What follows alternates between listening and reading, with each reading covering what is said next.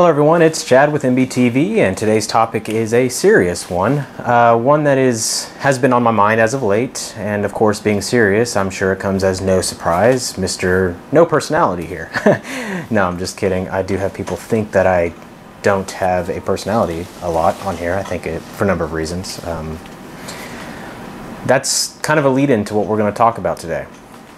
So, there's a lot of things I want to discuss, so this video is going to be classified as a rant. God knows where it's going to go. So stay tuned and see what happens. That being said, I want to talk first about people who have value. And that's everyone. Okay, so that goes out without saying. From their social status to race to gender, doesn't matter. Everyone has value to contribute, whether it's to one person around them or everyone around them or to the world. Everyone has something special on the inside. Now this sounds really cliche. This is like, okay, that's really cliche. I mean, everybody says that. Now can you live it, Chad? Are you a hypocrite? Yes, I am a hypocrite.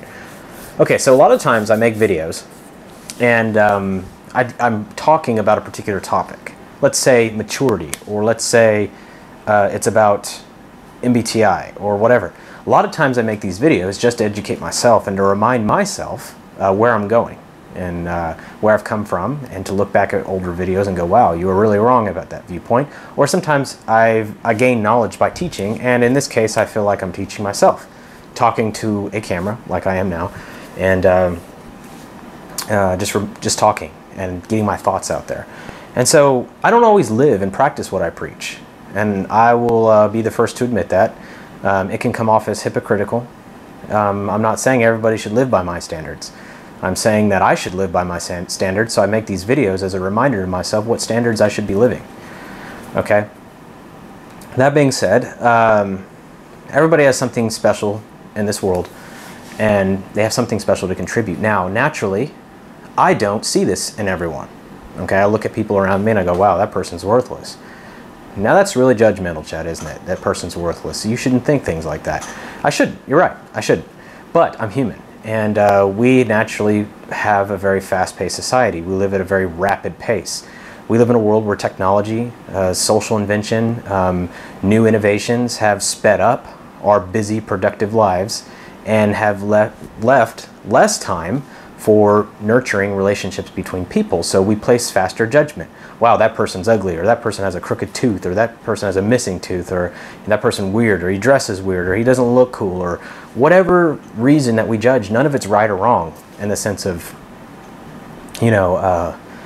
ethics, I guess. We're trying to save time, and I get that, and I understand that. But what I'm saying is, regardless of the judgment we place on someone, it doesn't mean it's true. It doesn't mean that person is truly worthless when I look around and go, wow, that person's worthless. What it means is that I don't think that person is going to yield enough time or benefit to me for me to want to give time. Is this fair? No, it's not. It's not fair. The challenge that we all have to deal with is being able to look past our immediate judgment and see what that person is willing to offer. Look at their storehouse of values, of traits, of characteristics. And we realize that there's a lot more there than what we think. A lot of insight, a lot of wisdom, a lot of experience, life experience, lessons that we could potentially learn. This comes from a classic example of, and I say classic example, it's rather my classic example of an older person, and I say older as in 80s or 90s. They were born in the 20s. Okay, so different time, different era. And I recently had exposure to someone who was over 90 years old. This person obviously has 90 years of wisdom. Me being the busy me, doing my normal thing, trying to get a bunch of stuff done, I missed out on the wisdom of this person simply by spending time with this person, or simply by not spending time with this person, rather, and doing my thing and recognizing that I don't have time to talk to this person. I have other things to do. And I realized I missed out on this world of experience that I could have learned from. So, on the other hand, I had a friend who did spend time with this person and shared the stories of this person, and I was kind of, wow, I should have talked to this person. I wish I would have known what it was like talking to this person and yielding those benefits. But I placed a premature judgment that I don't have time to take care of this person. It's the same kind of thing. So, would I have gotten along with the person or not? I don't know. But I do know that I need to put my judgment aside, and I do know that I need to look beyond what's there at the surface. So when we see a negative quality in somebody, I don't mean physical appearance, I mean any kind of negative quality, something that's off-putting, okay? We have to also recognize that many times it's not that actual action that is off-putting, but it stimulates a response in us that projects our own insecurity, and we project that onto that person, and therefore it's off-putting. Not in all cases, but a lot of cases. And that off-putting feeling that we get is usually a projected insecurity of our own. And that insecurity could be rooted in anything. And I'll tell you, throughout my life, my primary insecurity, and I think we all have insecurities whether we want to admit them or not, my primary insecurity was my lack of intelligence. I always felt like I needed to be smarter than I was. I felt like my intelligence was the only thing that was going to get me out of my environment when I was raised. I felt like being more intelligent was the answer to everything. And so naturally, when I found people who were smarter than me, I found a reason to dislike these people. And this was a tough call for me, because there was a lot of times where I was like, man, this person's smarter than me. You know, and I'd never actually consciously thought, well, what can I not like about this person? I subconsciously looked for a reason to not like this person. That was tough for me.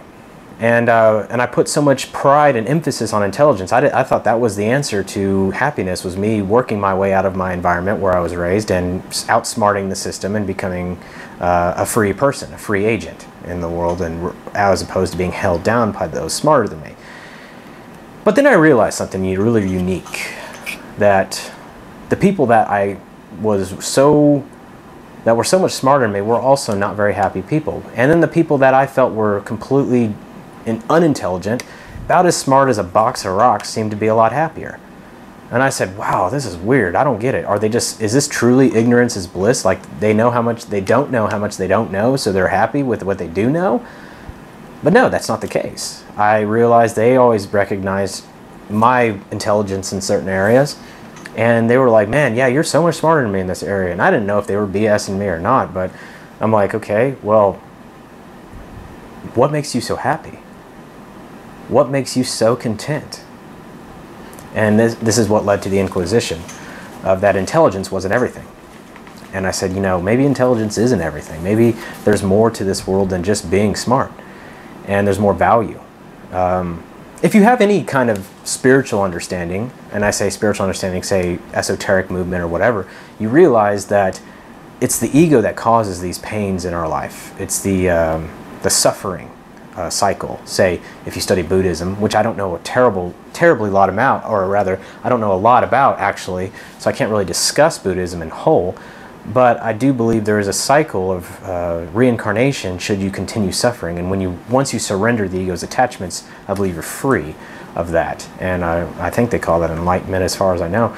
So that being said, which Buddhism isn't the topic here, but that being said, the ego's attached to these things of the world. Intelligence was my weakness, the pursuit of it rather. So I've surrounded myself with over 1,000 books. I've read so much trying to make up for this insecurity, trying to become smarter than I was. And I wasn't really competitive with other people in the sense of, wow, I got to be smarter than this guy.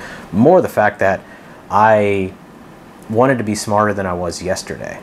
And I wanted to be more wise, and I wanted to be, you know, I wanted to have it. I wanted to understand me. I wanted to understand the implications of my future. I wanted to look out for myself, and I felt like I could only take care of myself. That being said, I was attached to intelligence, so I identified with it. Therefore, my essence, who I was, I believed, was intelligence. And if I was outdone in that field, then all of a sudden I felt like this empty sense of, who am I? You know, if I'm not intelligent, then who am I? It was a loss of identity, so you attach to these things. Another example is chronic pain. You may or may not know that I've run a chronic pain clinic for the last, I don't know, 5 years, worked on it anyway. And I ran it for the last 2 years. And I've worked with a lot of chronic pain patients, and we have a natural solution to chronic pain in some certain areas. I don't really care to sell that right now because that's not my point. But these particular people could cure their problem. But as soon as they get really close to finishing out and fixing their problem for good, they self-sabotage. They actually cut their legs out from underneath them, and they kind of start over. And then they have to start the whole process over again. And this is not one random case, you know, outlier. This is very, very common chronic pain. And it's, again, because they're attached to this identity they've created. And it's, who am I if I don't have this chronic pain anymore? Not because I don't have a job. So I've been living with this chronic pain. I'm on disability. Is it because I want to reap the disability benefits? I don't know what the reason was exactly, but I know that it has to do with the ego and its attachments. And there was a particular conversation on Slack today which talked about this as well. And you know, it brought this to the forefront of my mind, hence why I'm creating this video. So with that being said, we have to learn that we are not what we think we are. We are the awareness which observes the thinking. And if we can start identifying with that, hence meditation helps so many people because they start separating themselves from the attachments of this world. A lot of people, I think, are afraid of becoming disattached with the ego for a number of reasons. The ego in itself wants to, you know, not exist. It wants to continue to exist. So it's the death of the ego which is fearful. And also I think it's because they feel like they're no longer going to contribute to the world, and they're going to disassociate, go live in a mountain and sit in a Buddhist position for a lotus position for 23 hours a day while they sleep 1 hour a night. That's not the objective here. You're going to do what you're going to do. Okay? You're going to contribute in the ways you need to contribute. I think learning what is a healthy attachment and learning that is not you, even though you're attached to it, is the way to go. And the insecurities arise when the ego is attached to certain perspectives of yourself, whether it's your body, your physique, whether it's you know, you feel like you need to be ripped or thin, or whether it's you need to, you know, be rich or poor. So when it came down to it, this group of rather unintelligent people who were happy, they've learned to separate themselves from the attachments that they've created in the sense of intelligence, which I actually admire because it was a skill I didn't have. The overarching point of this video is to help those who are on the brink of making a YouTube video and they fear the criticism from other people. They fear that they're going to be insulted and criticized. And let me be the first to tell you, you will. People will often not like the message you deliver. There's probably going to be people who comment on this particular video that say the same thing. They don't like what I have to post. The thing I've never understood is, why do they waste time watching these videos if they don't like it? But that's who they are, and they do things in the way they do things. And you know, it may be a self-fulfilling thing to find these internet trolls who tend to just love to tear people down. But it's not the fact that, I don't think it's they really mean it with malice. I don't think they really do it with this ill intention, I want to hurt this person. Because there's very few people I've met, and I've met a lot of people in my life that I've actually talked to who say, yeah, I really want to hurt people. Yeah, that's what I want to do. And I'm like, really? Okay, well, tell me how you want to do that. Well, I love to just make people feel like crap. It's so much fun. I don't think that's their psychology. I think that something you say, the value you're contributing, is threatening to them in some type of way. It's threatening to their demeanor. It's threatening to their identity and the ego's attachments. It's threatening to their intelligence. It's threatening to something. And oftentimes they may be smarter people than yourself. And so they may want to rip your argument to pieces. But why waste time? What are you trying to prove? You know, so I wouldn't fear these people. I would look at it in a way of, wow, okay, maybe they have some good points. Let's see what I can see beyond the criticism, or beyond the blatant rudeness, or beyond the whatever else that may be offensive in what they write, and see that they're people too, and they also have something special to contribute. And you know, I think that's the challenge. Being able to get past what you're seeing, the off-putting behavior, and looking beyond the surface and seeing the underlying person for who they really are. And then, when that is accomplished, we can start removing these barriers, this whole be PC, be politically correct, and be nice. You know, I don't think that's really the case here. I think if you learn to separate yourself from your attachments, whether it's your identity, your intelligence, your ego, your credentials, your education, your success, your whatever it may be, and you can separate those attachments, and you can focus and know who you really are beyond, hey, this is what I think I am, and you can recognize your awareness. How can I directly attack your awareness? I can't. I can't hurt you. And I think if you realize that, you can start posting videos and you can start posting the value. And because people like me really want to see what you have to offer to the world, what you have to say, what you have to think. Now, I don't have more than 24 hours in a day to be able to, you know, read everything people post. And I don't have more than that. Oftentimes I skim through messages, I skim through comments, and I try to find what I can, and I try to be as responsive as I can. But again, I have limited time. I can't respond to everyone. And so I do want that message to be out there that I do actually look at them though. I just don't always have time to respond to everyone. And I apologize because I am one person. I can't do that. But I hope you understand. That being said, it doesn't lower my interest in actually being able to create a relationship with every viewer on this channel. I am always interested in doing that. And there's a challenge that's involved in the process, is I have to be selective. It doesn't mean anything against you personally. It doesn't mean that I don't think you have anything worthwhile. It's just you have to find what is. You have to find the things that are working with you in alignment right now, and that's the challenge that I deal with on a regular basis, running a YouTube channel. There's a lot of emails I get, a lot of conversation requests I get, a lot of, hey, let's Skype, let's chat, let's talk. And as much as I would love to talk to everyone, I just can't do that. I mean, people have to survive. So, but it doesn't, just because I don't talk to you, it doesn't mean that you have less value than anybody else. You know, you have experiences that I've never experienced. You have things to contribute that I may be making a mistake in my judgment. Don't take it personally. And so the people who attack you if you post a video, or you're on the fence and you're like, man, I really want to start making a YouTube channel, but I'm not sure. These are things to consider, that you have that much value to offer. And that to me is worth everything. And if you are scared about it, send it to me. Send it to my message inbox. And unlist the video, don't put it public, and I will watch it myself. I'll be your only subscriber if I have to be.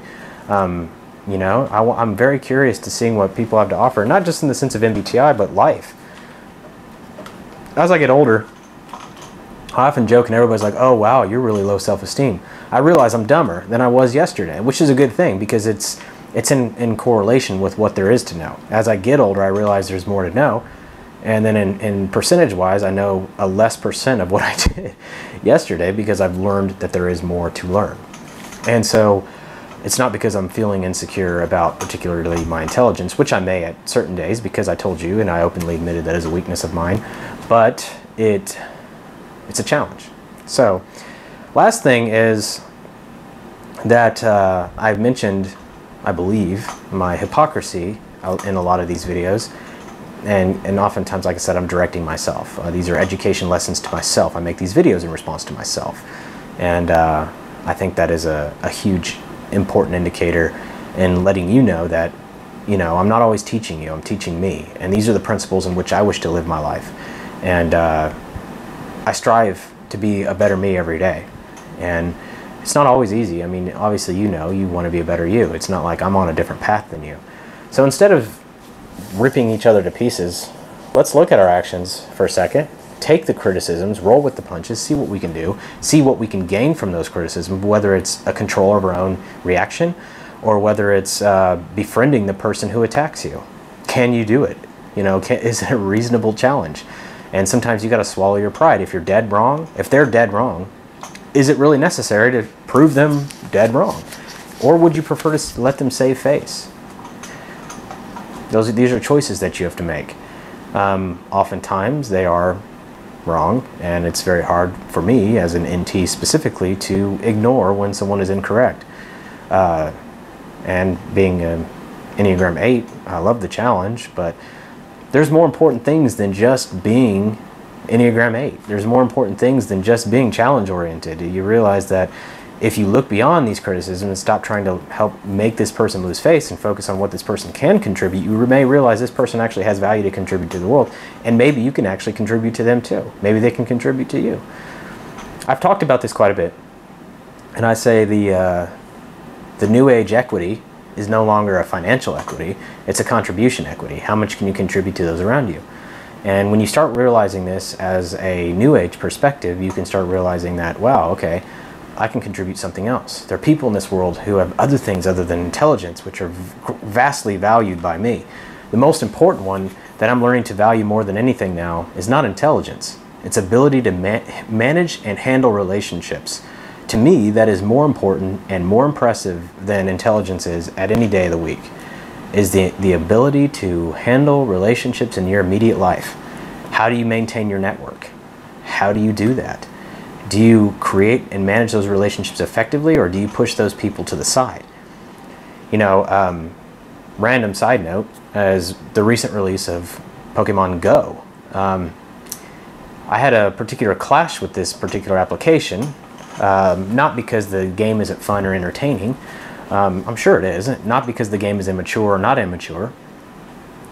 Because my clash came from a position of, is this teaching me to better enhance my relationships with people around me? You know, is it teaching me to become a better person on a daily basis? Is it teaching me to contribute to people around me? I don't know. My answer was no, it wasn't. And for some people, it might be the perfect solution. There is not one solution in this world, or there'd be one book in this world that would solve all the world's problems. Instead, there's various books written on the same topic because different things apply to different people. You know, to be honest, let's talk about How to Win Friends and Influence People by Dale Carnegie. This particular book is a classic in the world of business. Everybody's like, oh yeah, that book's one of the most important books you can read in business, and I would likely agree. The challenge is, as an ENTJ, this is my starting step. This is the first step in my journey, being an ENTJ, not the end, is understanding that it's not easy. Principle, 2 and principle 3 and, principle 1. And, for him, maybe it came a little more natural. I believe he was an ISFJ, if I'm not mistaken. He might have been an SFJ of some type. Obviously, he has opposite preferences than I do, so these things come a little easier maybe to him than they came to me. So for me, a lot of those principles aren't the fastest way to have a good result. Now, they will work. I mean, and I'm going to continue to work on them, but it's not as easy as, say, someone else who may pick up that book and greatly enhance their life, whereas me, it may be a marginal enhancement. It's not a zero enhancement or a negative enhancement by any means, but it might be a marginal enhancement. Whereas another book that other people might find worthless is a huge enhancement in me. So there's not one particular path that's going to help you get to this point. There's not one book that will change your life. There's not one answer. There's not one quick solution. There's not one magic bullet. It's knowing who you are. And this is where MBTI comes in. Knowing your preferences, knowing your starting point is what MBTI really is knowing where you're starting and then having a plan of action to being able to move forward from that point. Does that mean you'll become another type? No. You'll always have your natural preferences, but it really means you'll know how to stretch and flex when you need to. Let me give you an example of this. So I have a business idea, and I'm thinking to myself, wow, I can't really do that because I'm not really good at this particular skill. As an ENTJ, I have to think, okay, I'm not good at this skill, so naturally my thing is, well, hire somebody with that skill. But why am I not good at that skill? How important is that skill? What's the equity on that skill? Is that skill really an important skill? Do I need that skill? Should I learn that skill? Yeah, I should. And so don't use it as an excuse for failure. If you find that you're not good at something, you either get better or appoint people who are good at that particular skill, depending on what the context is.